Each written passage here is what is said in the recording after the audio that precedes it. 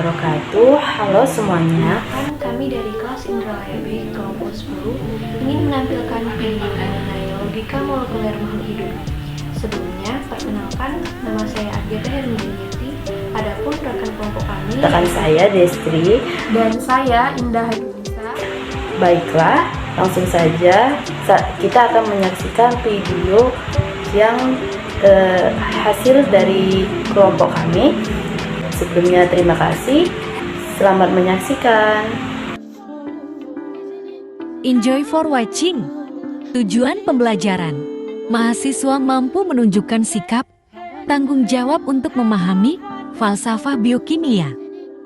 Adapun objek atau sampel yang kami gunakan, yang pertama ialah ayam, yang kedua kucing, yang ketiga tumbuhan putri malu, dan yang keempat adalah manusia. Prosedur proyek. 1. Carilah dan pahami materi mengenai logika molekuler makhluk hidup. 2. Temukan makhluk hidup yang dapat dijadikan objek dalam proyek ini. 3. Amati, kemudian rekam perilaku objek yang menjadi sasaran. 4. Edit video yang telah didapat dengan semenarik mungkin. Materi singkat. Apa yang dimaksud dengan makhluk hidup? Pengertian makhluk hidup atau organisme adalah setiap entitas individual yang bisa menjalankan fungsi-fungsi kehidupan. Semua organisme pasti memiliki sel. Organisme atau makhluk hidup ini diklasifikasikan berdasarkan taksonomi yang terbagi menjadi beberapa kelompok, seperti hewan, tumbuhan, dan fungsi yang multiseluler.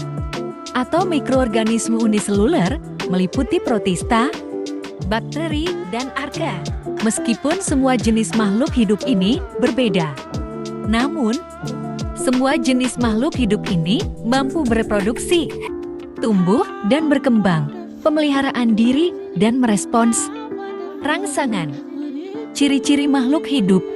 Makhluk hidup juga memiliki ciri-ciri khusus yang diperlukan untuk menjalani kehidupan.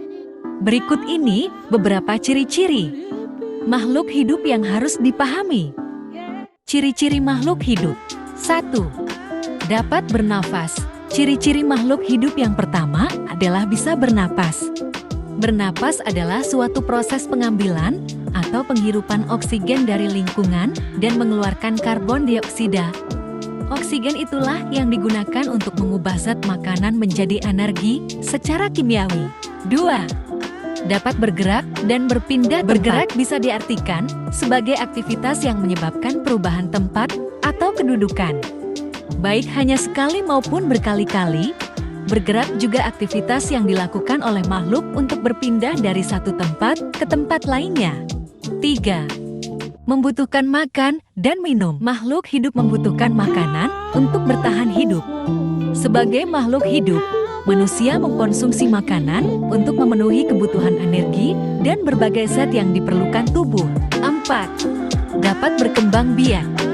Makhluk hidup mereplikasi diri, yang berarti organisme memiliki kemampuan untuk membuat salinan yang tepat dari dirinya sendiri.